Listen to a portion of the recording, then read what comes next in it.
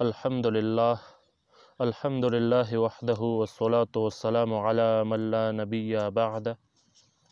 السلام علیکم ورحمۃ اللہ وبرکاتہ۔ امید ہے کہ سارے سننے والے خیریت سے ہوں گے۔ اللہ تبارک و تعالی آپ سب کو خوش رکھے۔ دوستو، کسی مشکل کے سبب میں ویڈیو تو نہ بنا سکا، مگر یہ آڈیو ریکارڈ آپ کے لیے چھوڑ رہا ہوں تاکہ آپ کو اس سے استفادے کا موقع مل جائے۔ دوستو، یہ کوشش کرو کہ یہ آڈیو آخر تک سن لو، یہ بیان، کیونکہ اس میں لیلۃ القدر کی فضیلت قرآن سے اور احادیث مبارکہ سے اور اسی طرح سے فقہاء کرام کے اقوال سے اس کی فضیلت ہم نے ثابت انشاءاللہ کریں گے اس کو ثابت، اور اسی طرح سے اس رات کی جو علامات ہے، جو احوال ہے، وہ بھی ذکر کریں گے۔ اور یہ رات کون سی رات ہوتے ہیں جو ہم کہتے ہیں کہ لیلۃ القدر، یہ رات آخر کون سی ہوتے ہیں اس طاق عدد میں؟ آخری جو 10 دن ہوتے ہیں نا رمضان کے، اس میں یہ شب قدر کون سی رات ہوتے ہیں، اس کے بارے میں پھر آپ کو 4 مذاہب کے جو ائمہ کرام ہیں ان کے اقوال بھی ذکر کریں گے۔ تو دوستو، آتے ہیں اب بیان کی طرف۔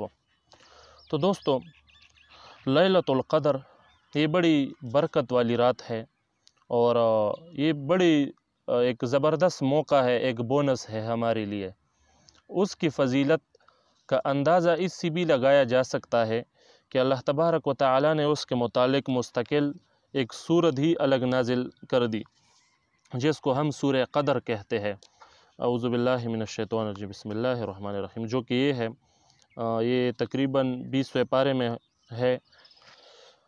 اللہ فرماتا ہے، اِنَّا أَنزَلْنَاهُ فِي لَيْلَةِ الْقَدْرِ وَمَا أَدْرَاكَ مَا لَيْلَةُ الْقَدْرِ لَيْلَةُ الْقَدْرِ خَيْرٌ مِّنْ أَلْفِ شَهْرٍ تَنَزَّلُ الْمَلَائِكَةُ وَالرُّوحُ فِيهَا بِإِذْنِ رَبِّهِم مِّن كُلِّ أَمْرٍ سَلَامٌ هِيَ حَتَّىٰ مَطْلَعِ الْفَجْرِ۔ دوستو، اللہ تبارک و تعالیٰ نے یہ سورت ہی لیلۃ القدر کی فضیلت کے بارے میں نازل کی ہے، اور اللہ تبارک و تعالیٰ اس سورت میں ہمیں یہ فرماتے ہیں کہ نچوڑ اور خلاصہ اس کا آپ کے سامنے پیش کروں گا تاکہ آپ کو سمجھنے میں آسانی ہو۔ اللہ اس سورت میں فرماتے ہیں کہ ہم نے ہی اس رات میں قرآن کو نازل کیا، تو یہ اس رات کے لیے بڑی فضیلت کی بات ہے۔ اب ایک نقطہ اس میں وارد ہوتا ہے دماغ پر کہ ہم تو کیا سنتے ہیں کہ قرآن مجید 23 سال میں توڑا توڑا کر کے نازل ہوا، تو ایک رات میں کیسا؟ تو دوستو، مفسرین اس کے متعلق فرماتے ہیں کہ اس رات میں لوح محفوظ سے قرآن پہلے آسمان پر نازل ہوا، اور اس کے بعد بتدریج پھر 23 سال میں حضور صلی اللہ علیہ وآلہ وسلم پر توڑا توڑا کر کے نازل ہوا۔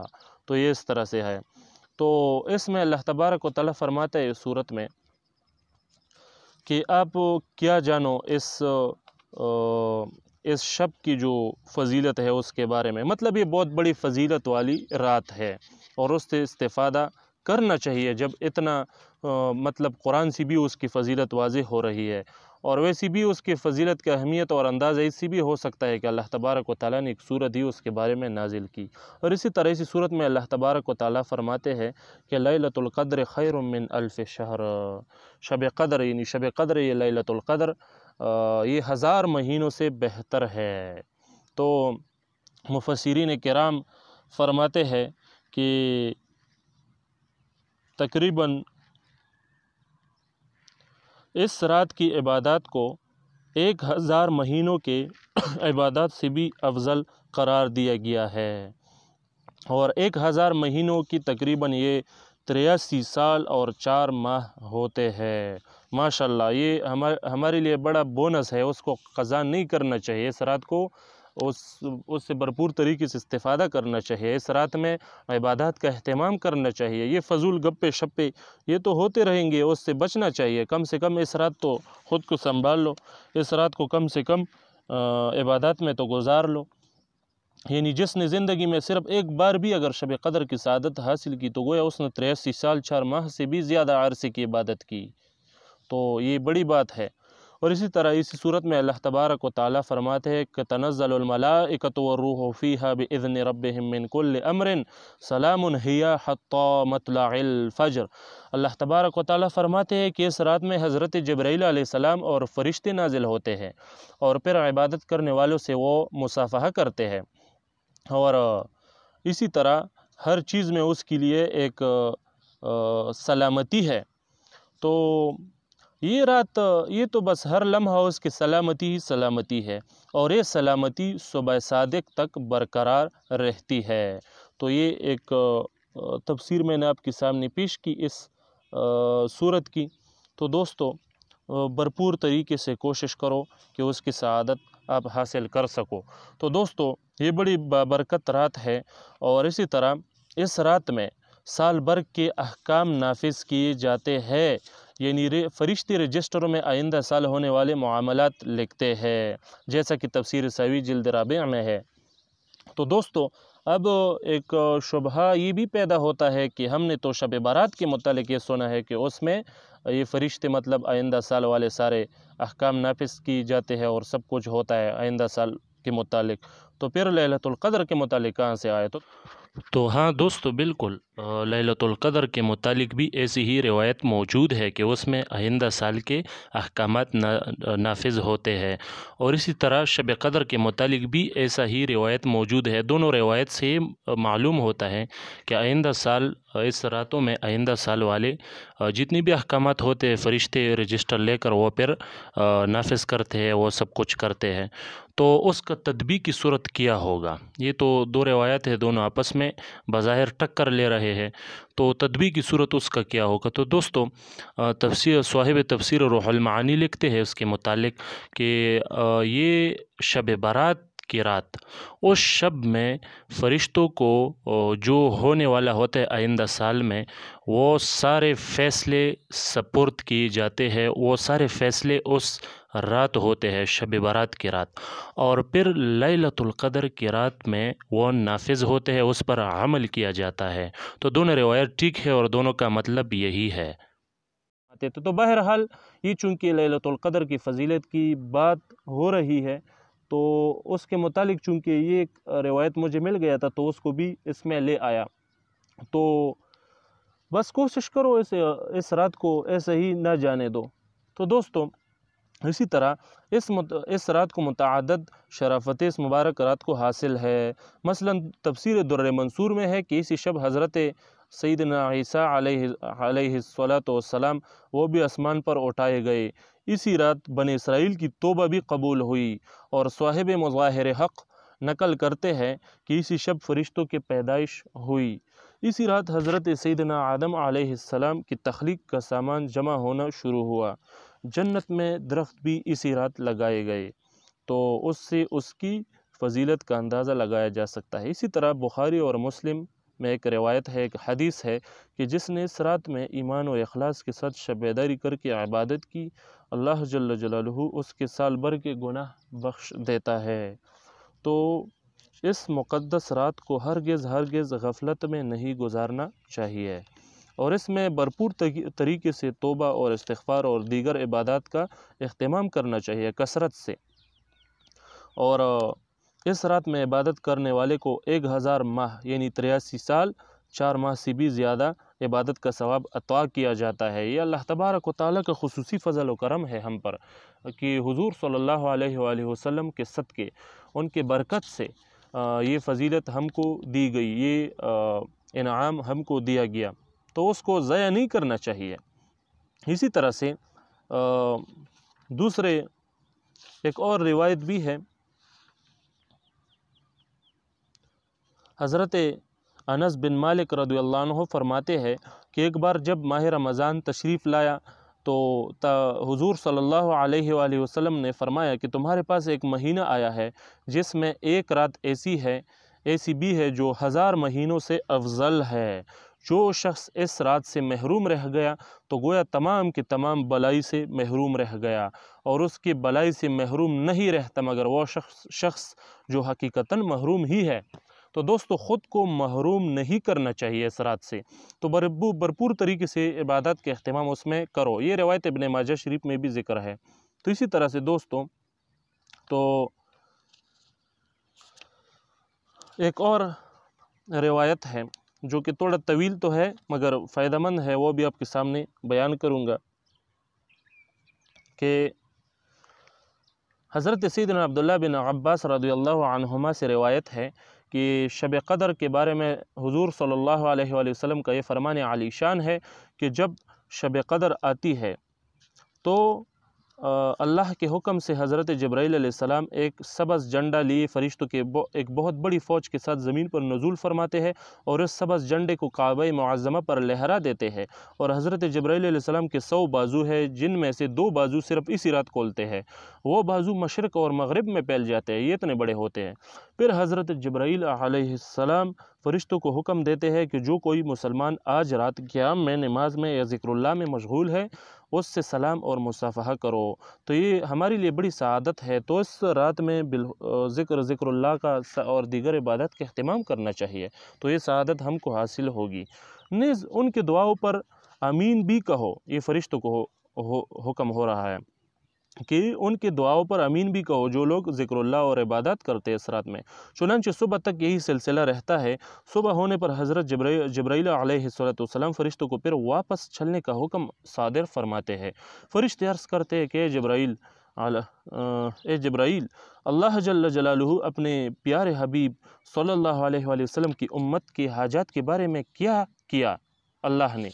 تو حضرت جبرائیل علیہ السلام فرماتے ہیں کہ اللہ تبارک و تعالیٰ نے ان لوگوں پر خصوصی نظر کرم فرمائی اور 4 قسم کے لوگوں کے علاوہ تمام لوگوں کو معاف فرما دیا۔ صحابہ کرام رضی اللہ عنہم اجمعین نے عرض کیا کہ یا رسول اللہ صلی اللہ علیہ وآلہ وسلم وہ 4 قسم کے لوگ کون سے ہیں؟ ارشاد فرمایا ایک تو وہ جو عادی شرابی ہے، جن کو عادت ہے شراب پینے کی، تو اس لعنت سے خود کو بچانا چاہیے۔ دوسرا والدین کے نافرمان، جو اپنے والدین کی نافرمانی کرتا ہے، تو اللہ تبارک و تعالی ہم کو اپنے والدین کی فرمان بردار بنائے۔ تو تیسرا قطع رحمی کرنے والا، جو رشتہ داروں سے رشتہ توڑنے والے ہوتے ہیں اس کو قطع رحمی کرنے والا کہتے ہیں، تو اس سے خود کو بچانا چاہیے، اپنے رشتہ داروں کے ساتھ اچھا سلوک کرنا چاہیے۔ 4 قسم پر وہ لوگ جو آپس میں بغض و کینہ رکھتے ہیں اور آپس میں قطع تعلق کرنے والے، تو دوستوں ان چیزوں سے خود کو بچانا چاہیے۔ یہ روایت الترغیب و ترہیب میں ذکر ہے۔ اسی طرح سے دوستوں بخاری کا ایک روایت ہے، بخاری شریف کا، حضرت سیدنا عبادہ بن صامت رضی اللہ عنہ سے روایت ہے کہ حضور صلی اللہ علیہ وآلہ وسلم باہر تشریف لائے تاکہ ہم کو شب قدر بتائے کہ کس رات میں ہے۔ 2 مسلمان آپس میں جھگڑ رہے تھے، آپ صلی اللہ علیہ وآلہ وسلم نے ارشاد فرمایا میں اسی لیے آیا تھا کہ تمہیں شب قدر کے بارے میں بتاؤں، شب قدر بتاؤں، لیکن فلاں شخص جھگڑ رہے تھے اسی لیے اس کا تعین اٹھا لیا گیا۔ تو دوستو اس سے آپ اندازہ لگا سکتے ہو کہ یہ جھگڑے کرنے کتنی نحوست رکھتی ہے کہ اس کی وجہ سے ہم سے شب قدر کی تعین ہی اٹھا لیا گیا۔ اور پھر آگے فرماتے ہیں اور ممکن ہے کہ اس میں تمہاری بہتری ہو، اب اس کو آخری عشرے کے 9ویں، 7ویں اور 5ویں راتوں میں ڈھونڈو۔ تو حضور صلی اللہ علیہ وآلہ وسلم فرماتے ہیں کہ اب اس کو 9ویں، 7ویں اور 5ویں راتوں میں ڈھونڈو۔ یہ تو آخری عشرے میں ہوتے ہیں تو آخری عشرے میں ان کو ڈھونڈنا چاہیے، یہ بخاری کا روایت ہے۔ تو دوستو اسی طرح سے یہ جو آخری عشرہ ہے ان کو تو بالخصوص عبادات اس میں اپنانی چاہیے، اللہ تبارک و تعالیٰ کی عبادات میں اس کو گزارنا چاہیے۔ یہ سارے رمضان میں کوشش کرو، یہ نہیں کہ صرف یہ آخری 10 دن 10 راتیں، اس کے علاوہ بھی کوشش کرو۔ اسی طرح ایک اور روایت بھی ہے کہ یہ غرائب القرآن بحوالہ تفسیر الساوی نقل کرتا ہوں اس کو، روایت ہے کہ شب قدر میں سدرۃ المنتہا کی فرشتوں کی فوج حضرت جبرائیل علیہ السلام کی سرداری میں زمین پر اترتی ہے اور ان کے ساتھ 4 جھنڈے ہوتے ہیں۔ ایک جھنڈا حضور صلی اللہ علیہ وآلہ وسلم کے قبر انور پر، اور ایک جھنڈا بیت المقدس کی چھت پر، اور ایک جھنڈا کعبہ معظمہ کی چھت پر، اور ایک جھنڈا طور سینا پر لہراتے ہیں۔ اور پھر یہ فرشتے مسلمانوں کے گھروں میں تشریف لے جا کر ہر اس مومن مرد اور عورت کو سلام کرتے ہیں جو عبادت میں مشغول ہو، مگر جن گھروں میں بت یا جاندار کی تصویر آویزاں ہوں یا کتا ہو، یا جن مکانوں میں شرابی یا خنزیر کھانے والے یا غسل جنابت نہ کرنے والا، یعنی جس مرد یا عورت پر غسل فرض ہو بلا وجہ شرعی اپنے رشتہ داروں کو کاٹ دینے والا رہتا ہو اس گھر میں، ان گھروں میں یہ فرشتے داخل نہیں ہوتے۔ تو دوستو، ان چیزوں کی نحوست کا اندازہ آپ اس سے لگا سکتے ہو۔ ان چیزوں سے خود کو بچانا چاہیے، اپنے قلب کو اس سے صاف کرنا چاہیے تاکہ یہ سعادتیں آپ کو حاصل ہو۔ اسی طرح ایک اور روایت بھی ہے کہ یہ جو فرشتے ہیں، ان فرشتوں کی تعداد روئے زمین کے کنکریوں سے بھی زیادہ ہوتی ہے، اور یہ سب سلام اور رحمت لے کر نازل ہوتے ہیں۔ تو ایک جگہ میں نے دیکھا کہ حضور صلی اللہ علیہ وآلہ وسلم نے ایک بار، مفسرین نے یہ روایت ذکر کیا ہے کہ حضور صلی اللہ علیہ وآلہ وسلم نے ایک بار صحابہ کرام رضی اللہ عنہم اجمعین کے سامنے بنی اسرائیل کے ایک ولی حضرت شمعون رحمہ اللہ کا ذکر خیر کرتے ہوئے فرمایا کہ حضرت شمعون رحمہ اللہ وہ 1000 ماہ اسی طرح عبادت کی کہ رات کو قیام اور دن کو روزہ رکھنے کے ساتھ ساتھ اللہ عز و جل کی راہ میں کفار کے ساتھ جہاد بھی کرتے۔ وہ اس قدر طاقتور تھے کہ لوہے کی وزنی اور مضبوط زنجیروں کو اپنے ہاتھوں سے توڑ ڈالتے تھے۔ یہ روایت کافی طویل ہے، یہ آڈیو بہت لمبی ہو جائے گی، تو چونکہ لیلۃ القدر کی فضیلت کی بات ہو رہی ہے تو یہاں تک ہی اس سے استدلال کروں گا اور اس کا کچھ حصہ آپ کے سامنے میں نے پیش کیا، باقی کسی اور کلپ میں اس کو پورا پیش کروں گا۔ یہ بہت بڑا طویل روایت ہے، امام غزالی رحمہ اللہ نے یہ مکاشفۃ القلوب میں ذکر کیا ہے۔ تو دوستو، اس میں شمعون رحمہ اللہ کے متعلق بتایا گیا کہ وہ 1000 ماہ اسی طرح عبادت کی کہ رات کو قیام اور دن کو روزہ رکھنے کے ساتھ ساتھ اللہ کی راہ میں کفار کے ساتھ جہاد بھی کرتے۔ تو جب صحابہ کرام نے حضرت شمعون رحمہ اللہ کی عبادات اور جہاد اور تکالیف اور مصائب کا تذکرہ سنا تو انہیں حضرت شمعون رحمہ اللہ پر بڑا رشک آیا، اور حضور صلی اللہ علیہ وآلہ وسلم کی خدمت بابرکت میں عرض کی کہ یا رسول اللہ، ہمیں تو بہت توڑی عمریں ملی ہے، ان میں بھی کچھ حصہ نن میں گزرتا ہے، تو کچھ طلب معاش میں، کھانے پکانے میں اور دیگر امور دنیاوی میں بھی، تو وہ وقت صرف تو ہوتا ہے، لہٰذا ہم تو حضرت شمعون رحمہ اللہ کی طرح عبادت کر ہی نہیں سکتے، تو یہ بنی اسرائیل ہم سے عبادت میں تو بڑھ جائیں گے۔ تو یہ سن کر حضور صلی اللہ علیہ وآلہ وسلم غمگین ہو گئے، اور اسی وقت جبرائیل علیہ السلام حاضر خدمت بابرکت ہوئی اور اللہ تبارک و تعالیٰ کی جانب سے سورہ قدر پیش کی، جو میں نے پہلے تلاوت کی اور آپ کو اس کا ایک تفسیر بتایا۔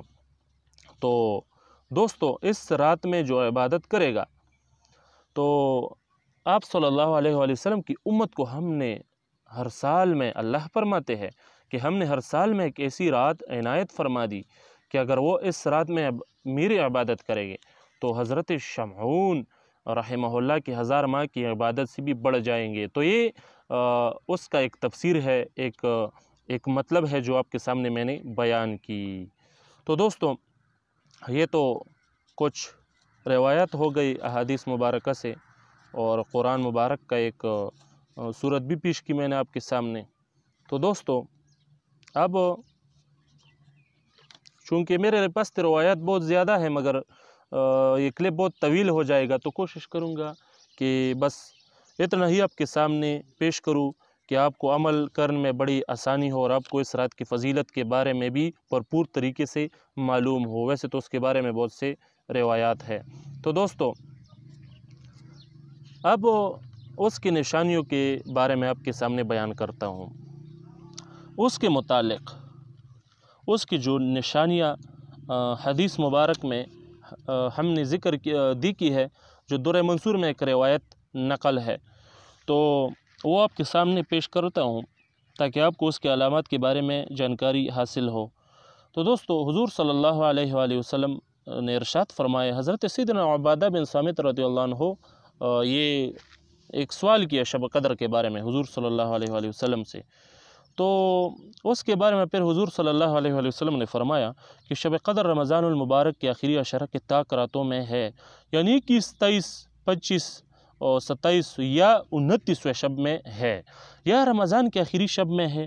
جو کوئی ایمان کے ساتھ بنیت ثواب اس مبارک رات میں عبادت کرے، اس کے تمام گزشتہ گناہ بخش دی جاتے ہیں۔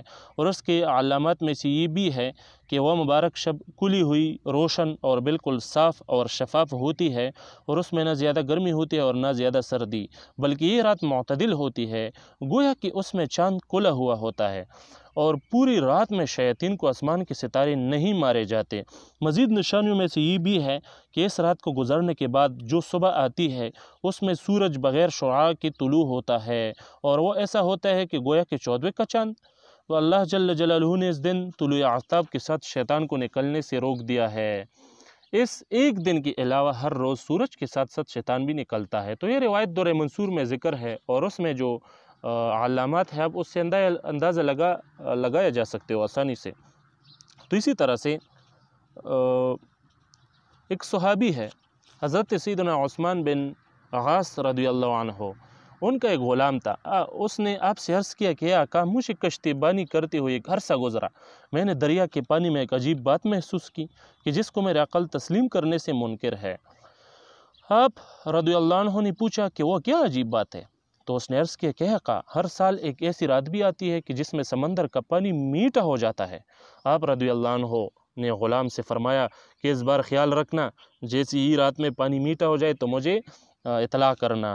جب رمضان کی 27ویں رات آئی تو غلام نے آقا سے عرض کی کہ آقا، آج سمندر کا پانی میٹھا ہو چکا ہے۔ تو یہ بھی اس کی ایک علامت ہے، یہ تفسیر عزیزی میں نقل ہے۔ اسی طرح سے اس کے کچھ علامات امام عبدالوہاب شعرانی رحمۃ اللہ تعالی علیہ نے لیلۃ القدر کے علامات ذکر کی ہے اپنی کتاب کشف الغمہ میں۔ تحریر فرماتے ہیں کہ یہ رات نہایت ہی صاف اور شفاف ہوتی ہے، اس میں نہ زیادہ گرمی ہوتی ہے اور نہ سخت سردی، موسم بھی سی رات معتدل ہو جاتا ہے، نہ تیز و تند ہوا چلتی ہے، نہ ہی بادل چھائے ہوتے ہیں۔ اس رات بارش بھی نہیں ہوتی، اس رات شیاطین ستاروں سے نہیں مارے جاتے، اس رات کی صبح کو سورج بغیر شعاع کی طلوع ہوتا ہے۔ تو یہ کچھ علامات اس نے بھی ذکر کی ہے۔ اسی طرح سے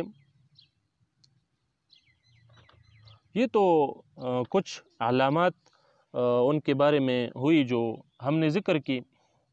تو دوستو، اب ایک سوال یہ پیدا ہوتا ہے کہ بعض لوگ یہ کہتے ہیں کہ یار بزرگوں نے تو کہا تھا کہ اس رات سارے جتنی بھی درختیں ہیں، یہ سب کچھ جتنی بھی ہے، سب اللہ کی حضور سجدہ ریز ہوتے ہیں، سب سجدہ کرتے ہیں، تو ہم تو اسے نہیں دیکھتے۔